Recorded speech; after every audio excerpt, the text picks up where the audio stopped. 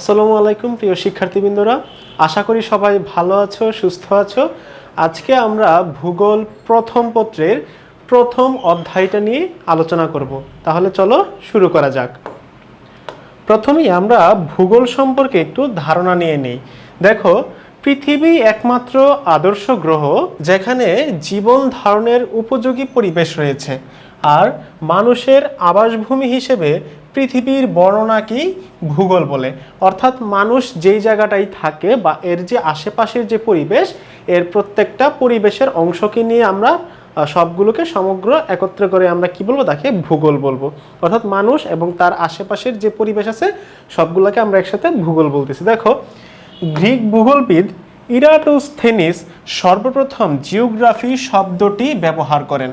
এখানে জিও অর্থ ভূপৃষ্ঠ অর্থাৎ ভূমি বা পৃথিবী, এবং গ্রাফি অর্থ বর্ণনা করা। সুতরাং জিওগ্রাফি অর্থ পৃথিবীর বর্ণনা, অর্থাৎ পৃথিবীর যে বর্ণনা, এই পৃথিবীর বর্ণনাকে আমরা একত্রে বলবো জিওগ্রাফি বা ভূগোল। আধুনিক ভূগোলের জয়যাত্রা শুরু হয় ঊনবিংশ শতাব্দীতে।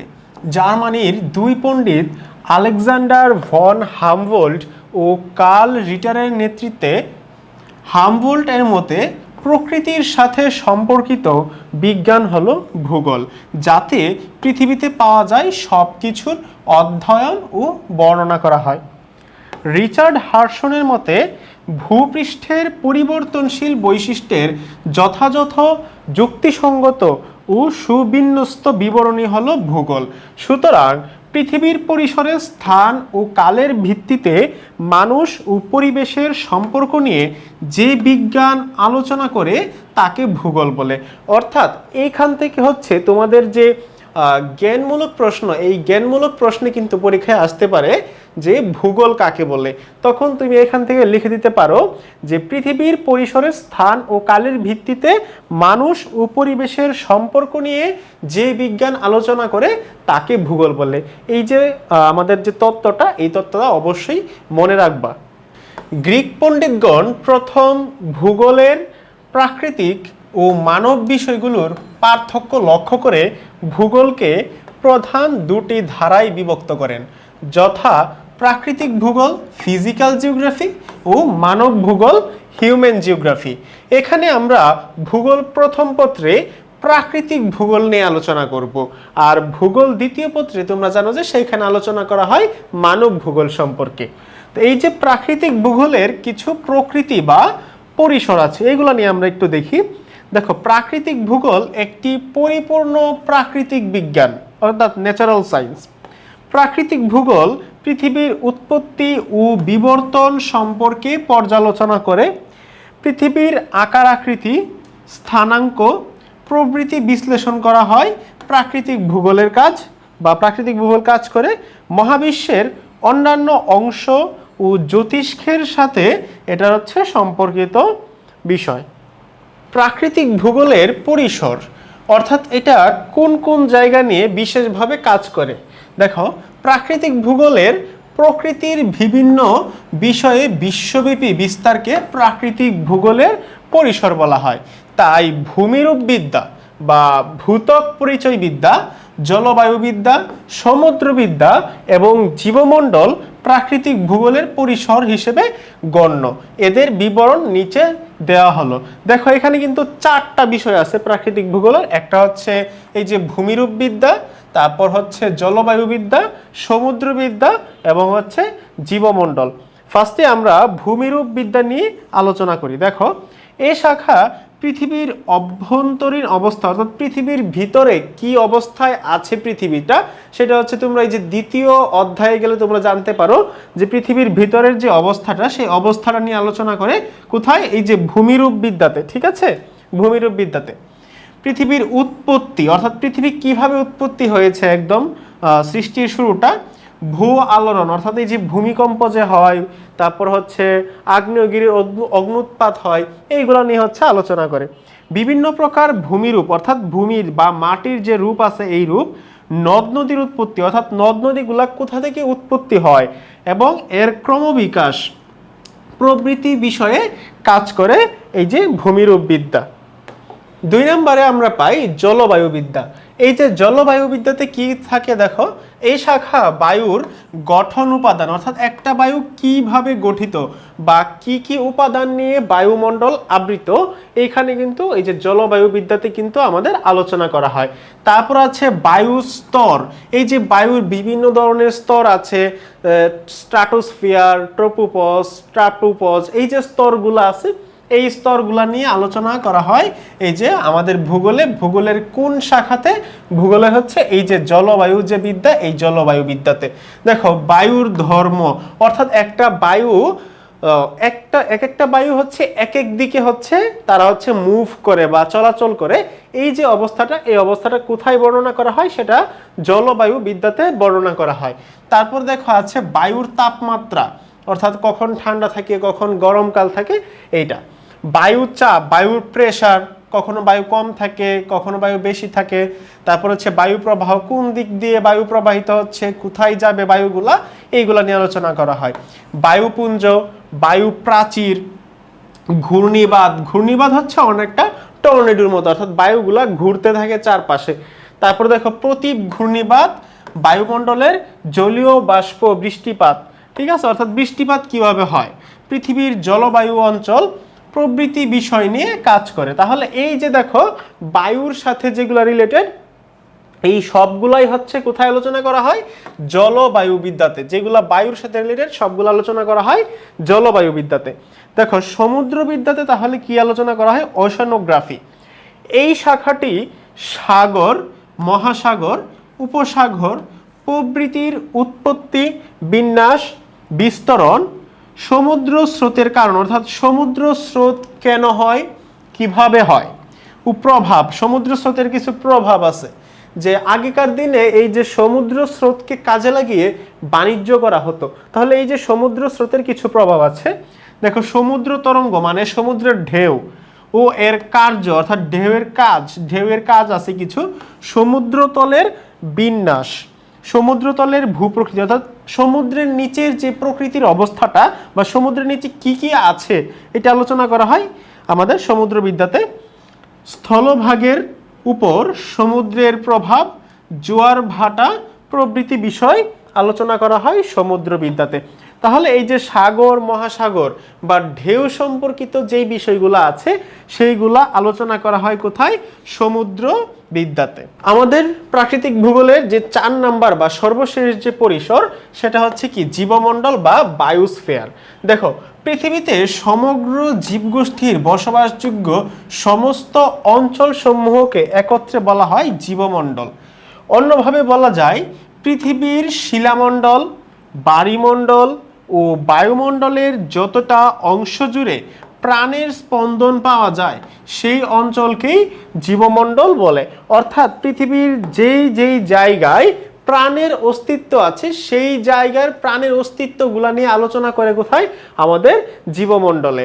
আর এইগুলা হচ্ছে তোমাদের একটু মনে রাখতে হবে যে কোথায় কি কি বিষয় নিয়ে আলোচনা করা হয়, কারণ এই অধ্যায় থেকে যদি কোনো সৃজনশীল আসে তাহলে তোমাদের কিন্তু এইগুলা লিখতে হবে।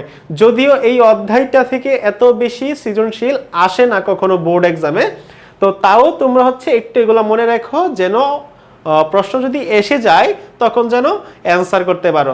আর এমসিকিউ খুব বেশি একটা আসে না, তাও আমি হচ্ছে তোমাদের জন্য, তোমাদের সুবিধার্থে আমি কিন্তু অধ্যায়ের শেষে কয়েকটা এমসিকিউ রেখে দিয়েছি।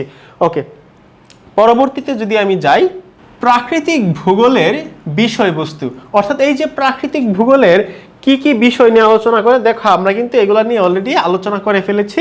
যে এই যে ভূমিরূপ বিদ্যা, ভূমি গঠন সম্পর্কে বা পৃথিবীর অভ্যন্তরীণ সম্পর্কে, অভ্যন্তরীণ অবস্থা সম্পর্কে আলোচনা করে ভূমিরূপ বিদ্যাতে। জলবায়ুবিদ্যাতে আলোচনা করে কি? এই যে বায়ুমণ্ডল, বায়ুস্তর, বায়ুচাপ, এগুলো নিয়ে আলোচনা করে জলবায়ুবিদ্যাতে। সমুদ্রবিদ্যাতে আলোচনা করে কি? সমুদ্রবিদ্যাতে আলোচনা করে সমুদ্রের গঠন, তারপর হচ্ছে সমুদ্র তরঙ্গের প্রভাব, এগুলো নিয়ে আলোচনা করে সমুদ্রবিদ্যাতে। জীবমণ্ডল হচ্ছে এই যে জীবের অস্তিত্ব যেখানে আছে সেই অঞ্চল সম্পর্কে আলোচনা করে জীবমণ্ডলে। প্রাকৃতিক ভূগোলের বিষয়বস্তু, দেখো প্রাকৃতিক প্রক্রিয়া সমূহ, অর্থাৎ এই যে 1 নম্বরে আমরা পাবো ভূত্বকের পরিবর্তন, অর্থাৎ ভূমির কিন্তু পরিবর্তন হয়, তাই না? কোনো কোনো জায়গায় দেখা যায় যে এই যে নদী ক্ষয়ের ফলে ভূমির পরিবর্তন হয়, অথবা দেখা যায় যে ভূমিকম্পের ফলে ভূমির পরিবর্তন হয়। তাহলে এই যে ভূমির কিন্তু পরিবর্তন হয়। তারপরে দেখো পৃথিবীর পরিবেশের তন্ত্রসমূহ, অর্থাৎ পৃথিবীর পরিবেশে বিভিন্ন ধরনের হচ্ছে তোমার কার্যক্রিয়া হয়। কার্যক্রিয়া হওয়ার ফলে কি হয়, আমাদের এইগুলো হচ্ছে কি ভূগোলের বিষয়বস্তু। তারপর হচ্ছে বাস্তুতন্ত্র। বাস্তুতন্ত্র কি, অর্থাৎ এই যে আমরা প্রাণীরা যেখানে বসবাস করি বা এর আশেপাশের যে পরিবেশ, এইগুলাকে একত্রে বলা হয় কি বাস্তুতন্ত্র। প্রাকৃতিক পরিমণ্ডল সমূহ। 1 নম্বরে আমরা ভূমিরূপবিদ্যাতে আসি। দেখো পৃথিবীর উপরিভাগ প্রাকৃতিক ভূদৃশ্যকে ধারণ করে। পৃথিবীর উপরিভাগের এই অংশটি ভূত্বক, অশ্বমণ্ডল বা শিলামণ্ডলের অন্তর্ভুক্ত। পৃথিবীর উপরিভাগের ভূমিরূপসমূহ সমভূমি, মালভূমি, পার্বত্য ভূমি ও উপত্যকা প্রভৃতির উৎপত্তি, শ্রেণীবিভাগ, বৈশিষ্ট্য প্রাকৃতিক ভূগোলে আলোচনা করা হয়। অর্থাৎ এইখানে যে উদাহরণগুলো দেওয়া আছে ভূমিরূপবিদ্যার, এইগুলা কিন্তু আমরা ভূগোল প্রথম পত্রের 2য় অংশে আলোচনা করব। এই যে দেখো ভূত্বক, তারপর হচ্ছে যে অশ্বমণ্ডল বা শিলামণ্ডল, তারপরে হচ্ছে দেখো এই যে সমভূমি, মালভূমি, এগুলা কিন্তু আমরা ভূগোলের 2য় অধ্যায় কিন্তু আমরা আলোচনা করব। তারপর দেখো আছে জলবায়ুবিদ্যা। জলবায়ুবিদ্যায় পৃথিবীর বায়ুমণ্ডলের গঠন কাঠামো এবং এর গুরুত্ব সম্পর্কে বিস্তারিত আলোচনা করা হয়। বায়ুমণ্ডলের স্তর, অর্থাৎ বায়ুমণ্ডল বিভিন্ন স্তরে বিভক্ত, তোমরা জানো। বায়ুর তাপ, চাপ, আর্দ্রতা, অর্থাৎ বায়ুতে কি পরিমাণ জলীয় বাষ্প আছে, বাষ্পীভবন, ঘনীভবন, বৃষ্টিপাত, বায়ু প্রবাহ, অর্থাৎ বায়ুর যে প্রবাহ, বায়ুর যে ফ্লো, সেটা প্রভৃতি বিষয়ও জলবায়ুবিদ্যার অন্তর্ভুক্ত বা অন্তর্গত। সমুদ্রবিদ্যা। সমগ্র পৃথিবীর 29 ভাগ স্থল এবং 71 ভাগ জলমগ্ন। এই বিশাল জলরাশি বায়ুমণ্ডলের অন্তর্গত। মহাসাগর, সাগর, উপসাগর এবং এদের আকৃতি, আয়তন, গভীরতা, সমুদ্র তলদেশের ভূমিরূপ, সমুদ্র স্রোত, জোয়ার ভাটা প্রভৃতি সমুদ্রবিদ্যার আলোচ্য বিষয়। জীবমণ্ডল। পৃথিবীর সকল জীবকে একত্রে জীবমণ্ডল বলা হয়।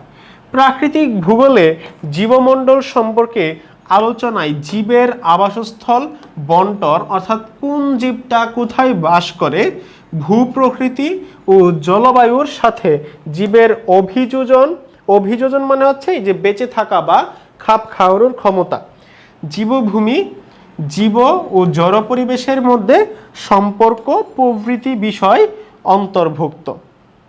ভূত্বক পরিচয়বিদ্যা। 1 নম্বরে হচ্ছে আমরা ভূ অভ্যন্তর সম্পর্কে আলোচনা করব। দেখো ভূ অভ্যন্তরের গঠন, উপাদান ও স্তরসমূহ। এইখানে হচ্ছে এই যে ভূ অভ্যন্তরে আমাদের ভূ অভ্যন্তর বা ভূমির নিচে, মাটির নিচে কি কি উপাদান দিয়ে গঠিত আমাদের ভূমি, সেটা নিয়ে আমরা এখানে আলোচনা করব। খনিজ ও শিলা। খনিজ ও শিলার গঠন, উপাদান, বৈশিষ্ট্য এবং শিলার শ্রেণীবিভাগ। ভূ আলোড়ন।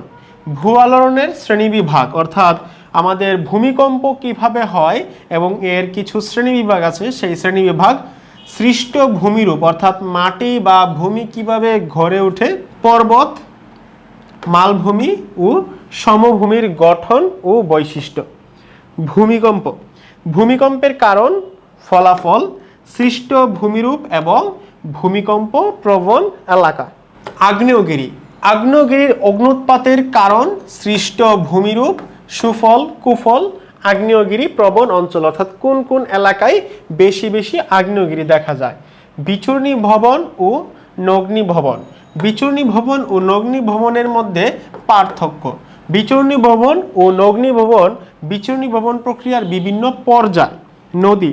নদীর উৎপত্তি, অর্থাৎ নদী কিভাবে গঠিত হয়, নদীর ক্রমবিকাশ, নদী কিভাবে বয়ে চলে, নিষ্কাশন, নদীর ধরন, ক্ষয়, অর্থাৎ নদীর মাধ্যমেও কিন্তু ক্ষয় হয়, অর্থাৎ ভূমি ক্ষয় হয়। নদীর স্রোত যখন ভূমিতে এসে আছড়ে পড়ে বা ধাক্কা লাগে, তখন কি হয়, ভূমির ক্ষয় হয়। ক্ষয়জাত ভূমিরূপ, অর্থাৎ ক্ষয় হয়ে যাওয়ার পরে যে ভূমিটা থাকে সেটা পরিবহন, অর্থাৎ নদী যেই পদার্থগুলা বয়ে নিয়ে যায় সেটাকে আমরা বলবো পরিবহন। নদীর সঞ্চয়। অর্থাৎ নদী হচ্ছে কিছু কিছু পদার্থ বয়ে নিয়ে এসে এক জায়গায় এসে জমা করে, নতুন নতুন তোমরা দেখবা যে বাংলাদেশে নতুন নতুন দ্বীপ সৃষ্টি হয়, তাই না? তো এই যে বঙ্গোপসাগর নতুন নতুন দ্বীপ যে সৃষ্টি হয়, এটা কিভাবে হয়? এই যে নদীর বিভিন্ন পদার্থ সঞ্চয়ের মাধ্যমে এক জায়গায় ও সঞ্চয়জাত ভূমির, অর্থাৎ এই যে দ্বীপগুলা যে সৃষ্টি হইলো, এই দ্বীপগুলা যে সৃষ্টি হওয়ার পরবর্তী যে অবস্থা, এই অবস্থা বা ভূমিটা কিভাবে আমাদের এই উপাদান দিয়ে গঠিত সেটা সম্পর্কে আমরা আলোচনা করব। তো তোমার যদি ভূত্বক পরিচয় বিদ্যা এটা নিয়ে কোনো সৃজনশীল যদি আসে, তাহলে এই যে এই পয়েন্টগুলা কিন্তু তোমাকে উল্লেখ করতে হবে। যেমন এই যে আগ্নেয়গিরি, বিচনী ভবন, অগ্নি ভবন, নদী, তারপর আমরা আগের স্লাইডে যে পয়েন্টগুলো পড়ে এসেছি সেই পয়েন্টগুলো কিন্তু একটু উল্লেখ করে দিতে হবে। পরবর্তীতে আসো জলবায়ুবিদ্যা। দেখো জলবায়ুবিদ্যা, জলবায়ুর বিদ্যার উপাদানসমূহ নিচে দেওয়া হলো। এক নাম্বার হচ্ছে দেখো বায়ুর উপাদান ও বায়ুমণ্ডলের স্তর বিন্যাস, অর্থাৎ এই যে বায়ুর গঠন উপাদান, বায়ুর ধর্ম, বায়ুমণ্ডলের স্তর বিন্যাস, বিভিন্ন স্তরের বৈশিষ্ট্য। জলবায়ু, আবহাওয়া ও জলবায়ুর মধ্যে পার্থক্য। তোমরা জানো আবহাওয়া এবং জলবায়ুর মধ্যে কিন্তু পার্থক্য আছে। আবহাওয়া হচ্ছে কি একটা নির্দিষ্ট সময়ের বায়ুর তাপ, চাপ, বায়ু প্রবাহ এর অবস্থাকে আমরা বলবো আবহাওয়া। আর জলবায়ু কি? জলবায়ু হচ্ছে আবহাওয়ার 30 থেকে 40 বছরের গড় অবস্থাকে আমরা বলবো ওই অঞ্চলের জলবায়ু। আবহাওয়া ও জলবায়ুর উপাদান, অর্থাৎ এই যে বায়ুর তাপ, বায়ুর চাপ, বায়ুর আর্দ্রতা, বায়ুতে জলীয় বাষ্প আছে কি না, ঠিক আছে, এগুলা হচ্ছে কি বা আবহাওয়া এবং জলবায়ুর উপাদান। নিয়ামক সমূহ এবং জলবায়ুর উপাদানের বৈশিষ্ট্য। জলবায়ু অঞ্চল, দেখো জলবায়ু অঞ্চলের শ্রেণীবিভাগ এবং বিভিন্ন জলবায়ুর বৈশিষ্ট্য সম্পর্কে আমরা জলবায়ু বিদ্যাতে আলোচনা করব। সমুদ্রবিদ্যা, এর উপাদান সমূহ নিচে দেওয়া হলো। এক নম্বর হচ্ছে আছে মহাসাগর। সাগর, মহাসাগর, উপসাগর, আকৃতি, আয়তন, গভীরতা নিয়ে আমরা এই যে মহাসাগর আলোচনা করব। মহাসাগরের তলদেশ, মহীসোপান, অর্থাৎ মহাসাগরের নিচে অনেক বড় বড় তোমার হচ্ছে দ্বীপ গড়ে ওঠে, ঠিক আছে, এগুলো হচ্ছে আস্তে আস্তে পলি বয়ে এনে দ্বীপ গড়ে ওঠে। মহীসোপান, মহী ঢাল, অর্থাৎ এই যে দ্বীপের যে একটা ঢাল থাকে এটা। তারপর হচ্ছে গভীর সমুদ্রের সমভূমি, গভীর সমুদ্র খাত। এই যে গভীর সমুদ্র খাত বলতে বোঝায় যে সমুদ্র বা মহাসমুদ্রের নিচে তোমার হচ্ছে অনেক বড় ধরনের গর্ত থাকে, ঠিক আছে, এই যে গর্তগুলোকে বলা হয় কি সমুদ্র খাত। সমুদ্র স্রোত, সমুদ্র স্রোতের কারণ আটলান্টিক প্রশান্ত ও ভারত মহাসাগরীয় স্রোত, সমুদ্র স্রোতের প্রভাব। জোয়ার ভাটা, জোয়ার ভাটার কারণ, ফলাফল, শ্রেণীবিভাগ। অর্থাৎ তোমরা এইখানে যেইগুলা দেখতে পাচ্ছ, যেই টপিক বা যেই নামগুলা দেখতে পাচ্ছ, এইগুলা কিন্তু সবগুলাই আমরা ভূগোল ফার্স্ট পেপার যে বইটা আছে এই বইটার এক একটা পার্ট হচ্ছে এখানে আলোচনা করা আছে। অর্থাৎ ভূগোল কি কি বিষয় নিয়ে কাজ করে, ভূগোল হচ্ছে এই বিষয়গুলা নিয়ে হচ্ছে কাজ করে বা এই বিষয়গুলা নিয়ে আলোচনা করে। আর আমরা হচ্ছে পুরা ফার্স্ট পেপারে হচ্ছে এই যে টপিকগুলা, এই টপিকগুলা নিয়ে কিন্তু আমরা সবগুলা বিস্তারিত পড়াশোনা করব। সর্বশেষ যে চ্যাপ্টার সেটা হচ্ছে দেখো জীবমণ্ডল। জীবমণ্ডল একাধিক উপাদানের সমন্বয়ে গঠিত। এরা হলো বায়ুমণ্ডল, বায়ুমণ্ডল ও অশ্বমণ্ডল। এর প্রতিটি উপাদান কোনো ভাবে পরস্পরকে সহায়তা করে জীবজগৎকে টিকিয়ে রাখে। অর্থাৎ এই যে উপাদানগুলো আছে, আমাদের বায়ু আছে, তারপরে বায়ুচাপ, বায়ুতাপ, বায়ুমণ্ডল, অশ্বমণ্ডল। অশ্বমণ্ডল মানে হচ্ছে কি ওই যে ভূত্বক, ঠিক আছে, আমরা যেখানে দাঁড়িয়ে আছি মানে মাটি, এক কথায় যদি বলতে চাই। তাহলে এই যে উপাদানগুলা কি করে, এই উপাদানগুলা কিন্তু আমাদের এই যে জীবমণ্ডলটাকে টিকিয়ে রাখে। তাহলে এই টিকিয়ে রাখাটাকে কিভাবে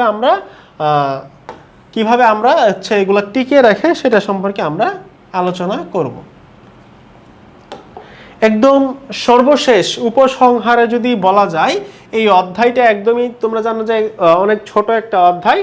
তো উপসংহারে বলা যায় দেখো যে পৃথিবী কি রূপে সৃষ্টি হলো, কেন সৃষ্টি হলো, কিভাবে তরল ও বাষ্পীয় অবস্থার মধ্য দিয়ে পৃথিবী বর্তমানের অবস্থায় এসে পৌঁছেছে, কিভাবে পৃথিবীর স্থল ও জলভাগ এবং বায়ুমণ্ডলের উৎপত্তি হয়েছে, কিভাবে হাজার বছরের বিবর্তনের ফলে ভূমিরূপের পরিবর্তন হয়েছে, তার সবই প্রাকৃতিক ভূগোল অধ্যয়নের মাধ্যমে বিস্তারিত জানা যায়।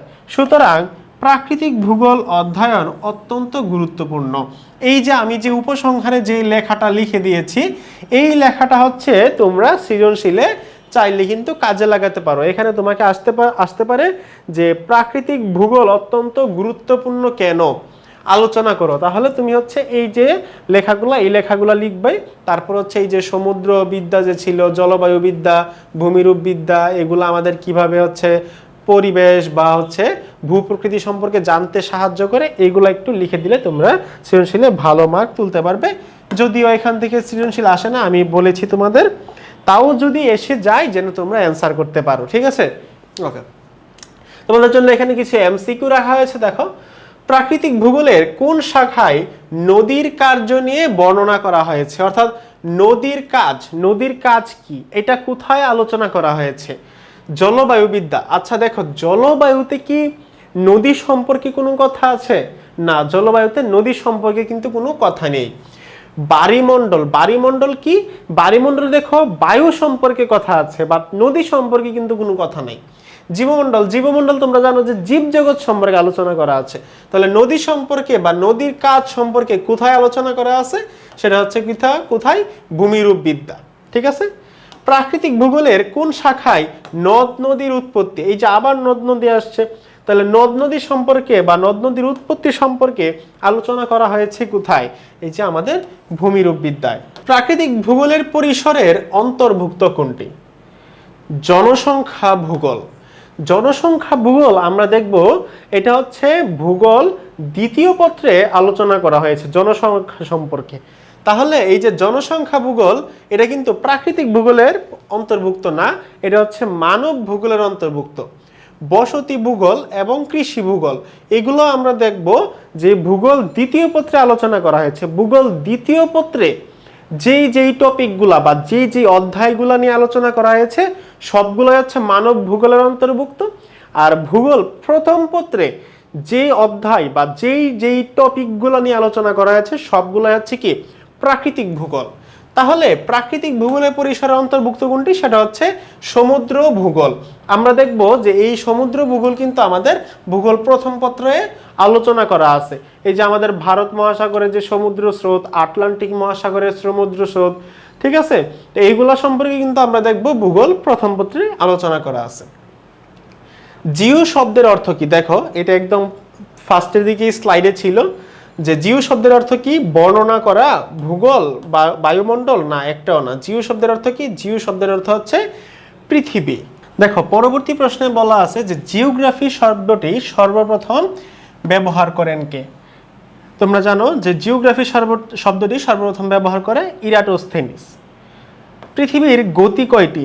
8টি, 6টি, 4টি নাকি 2টি? তাহলে পৃথিবীর গতি কয়টা? পৃথিবীর গতি হচ্ছে দুইটা গতি। কি কি? এক নম্বর হচ্ছে আহ্নিক